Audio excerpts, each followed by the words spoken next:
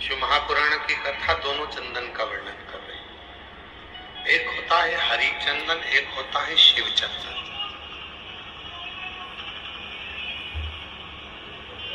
और दोनों चंदन बहुत कठिनता से नहीं बनते।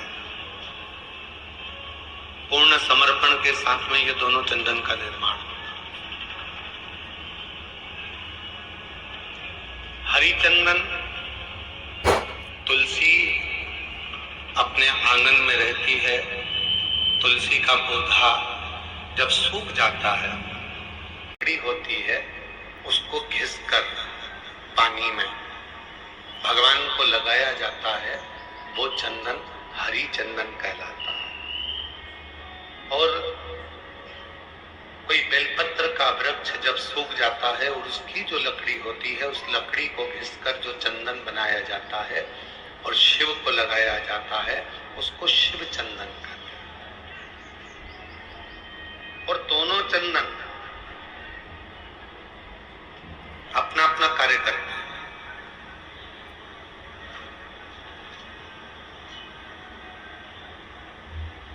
जैसे चंदन लगाते समय 3 उंगली का प्रयोग हम भगवान शिव पर करते हैं। आकार, ओमकार और मकार, ये 3 उंगलियों का प्रयोग हम शिव जी पे चंदन लगाते समय करते हैं।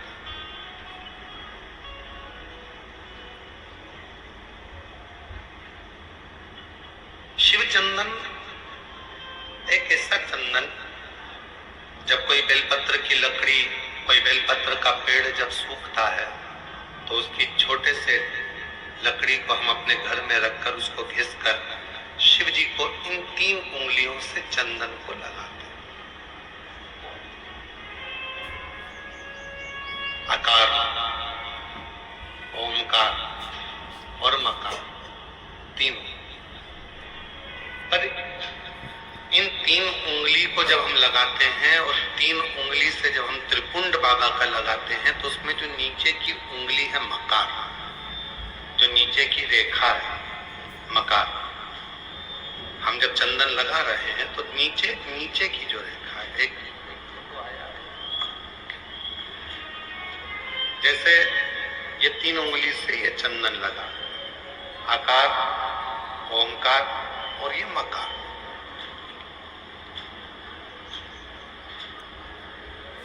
अब दुनिया की दृष्टि में लोगों को लगता है कि चंदन की लकड़ी से जो हमने चंदन लगाया वो भी श्रेष्ठ है, पर बेलपत्र की लकड़ी से जो हम चंदन लगाते हैं, चंदन घिसते हैं और वो भगवान शिव को लगाते हैं, उसमें जो ये मकार वाली रेखा है, जब हम 3 उंगली लगाते हैं तो नीचे की जो मकार की रेखा है, उस रेखा का थोड़ा सा चंदन, यदि कितना भी बीमार व्यक्ति है, उसके कंठ में अगर वो चंदन मकार की रेखा का थोड़ा सा चंदन उसके कंठ पर लगाना प्रारंभ कर देते हैं तो 15 दिन में वो पलंग पर से उठकर बैठना प्रारंभ कर देता है।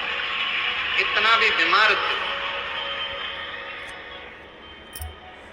आकार, ओमकार और मकार, 3 रेखाएं हम चंदन की खींचते हैं। जैसे इसमें 3 रेखा खींची, 3 रेखा।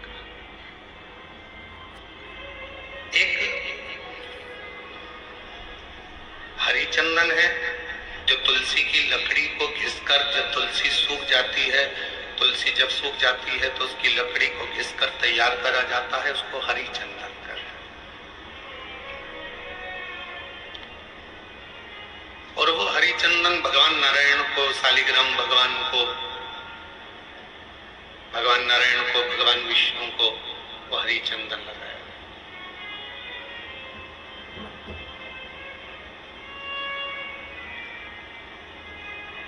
हरि चंदन का लेपन किया जाता है और वो हरि चंदन भी बड़ा काम का है महाराज। जब शालिग्राम भगवान को हरि चंदन लगाते हैं, हरि चंदन का लेपन करते हैं, या एक बिंदी भी हरि चंदन की लगाते हैं, और यदि वो हरि चंदन का एक छोटा सा अंश मात्र भी हम लेकर आए और जिसको दमे की शिकायत होती है, श्वास की शिकायत होती है, चढ़ने में चलते चलते हांपड़ी भरा जाती है, हाँप भरा जाती है, डॉक्टर ने कह दिया कि फेफड़े 70%, 60%, 80% खराब हो गए हैं, काम नहीं कर रहे, उस व्यक्ति के हृदय पर, वक्षस्थल पर यदि वो हरि चंदन का लेपन जो शालिग्राम भगवान पर, भगवान श्री हरि पर, राम जी पर, ठाकुर जी पर, कृष्ण पर, लड्डू गोपाल पर जो आपने किया है, उसको यदि हम लगाना चालू करते हैं तो उसको भी फिर चलने में तकलीफ नहीं आती और फेफड़े उसके काम करना प्रारंभ कर देते हैं। वो हरिचंदन की भी एक प्रथा। तो दो चंदन, एक हरिचंदन, एक शिव चंदन।